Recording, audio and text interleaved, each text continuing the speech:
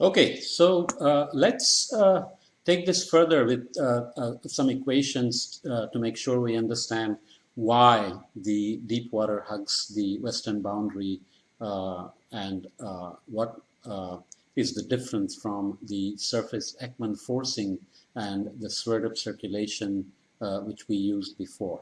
So the equation of motion from the chapter 7 that we derived for low Rossby number so that we can drop the acceleration terms. At the horizontal flow is just the Coriolis being balanced by pressure gradient and friction force. Here we are talking about the water column in the western boundary.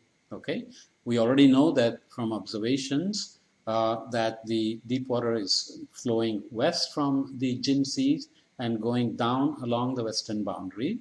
So it's being forced to go down the western boundary southward, and we already saw that on the thin spherical shell on the sphere, a water column height increases as you go from high latitudes to low latitudes, right?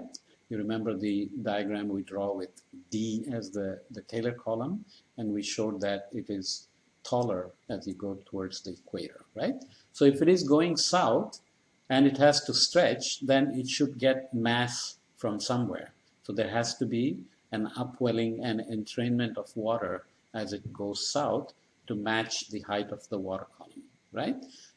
So we write this equation now. The friction can be simply written as minus Ku over delta, where delta is this bottom or side Ekman layer. Ekman layer is any frictional layer in general, even though we used it in the surface context as Ekman currents and wind forcing.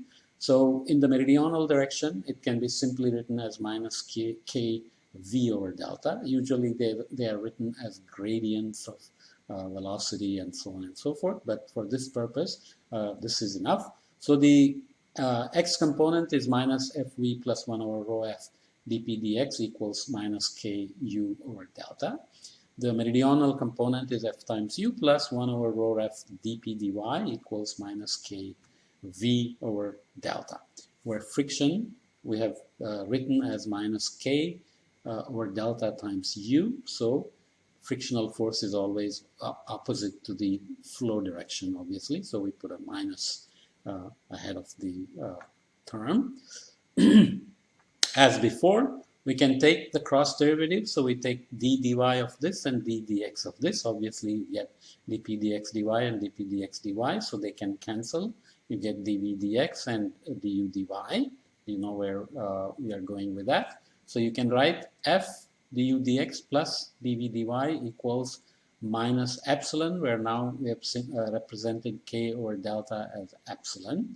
We are just assuming some simple frictional form. Times dv dx minus du dy. Those who know what a curl is already know what this means. So this is the rotational tendency of a water parcel about a vertical axis. This is the rotation with respect to planetary rotation. Because we are on the planet, we are like on a merry-go-round, so we already have a planetary vorticity. This is the relative vorticity with respect to the planetary vorticity we have. Don't worry, it's just that when you're in a frictional layer, the slowdown on one side and the interior flow on the other side gives you a rotational tendency. So that's what this is. And this is, of course, part of the continuity equation for an incompressible flow where du dx plus dv dy must be equal to minus dw dz. Remember, we said geostrophic flow is two-dimensionally non-divergent, but here it is not geostrophic. There is a friction involved, so it cannot be geostrophic. And this, if epsilon equals to 0, obviously we get one form of the Taylor column equation we had written. So du dz equal to 0 because the Taylor column says that in the direction parallel to the axis of rotation, flow doesn't change. So the Taylor columns cannot tip over or they cannot be made fat and so on, which means the stretching has to come from acquiring water from somewhere. At the surface, we said that comes from Ekman pumping. How does it happen here? So this is, let's say, the western boundary friction layer, and this is the eastern boundary friction layer. Obviously, the water is moving south. We know that already. Deep water is sinking and going south. And the interior flow, abyssal flow, is northward. As we said, water sinks in the north. The interior flow we derived is towards the sinking. So what happens? You have V strong here has to decrease and change direction towards the interior flow. From the frictional layer to the interior flow, there has to be a match between the southward flow and the northward flow. So dV dx will be greater than 0. Make sure you understand this part. V is negative, x is in this direction, and V is decreasing in the positive x direction, but it is southward, it is negative, hence dV dx is greater than 0. When V is negative, it has to decrease in the x direction for dV dx equal to be greater than 0. We are assuming here that U is much smaller than du dy, the term du dy. The variability of the zonal currents in the meridional direction is much smaller than the dV dx term, just for simplicity. In fact, that's very valid, okay? Remember the water tank experiment as well, where the flow is mainly in the meridional direction along the western boundary, and it's matching the interior flow. U, the zonal velocity, is not changing much in the meridional direction compared to dV dx, okay? What does that mean? So if you take dV dx positive and you curl your fingers around the flow, this is southward, decreasing this way, you get a counterclockwise flow, which is cyclonic, which means it is converging and the water has to rise. Okay, what are we saying? The water column that's forced to move from the north to the south has to acquire mass to stretch, and it can do that here because this cyclonic flow, because of the Ekman friction at the bottom, is going to allow it to entrain mass along the way. So there is upwelling generated by the friction on this side.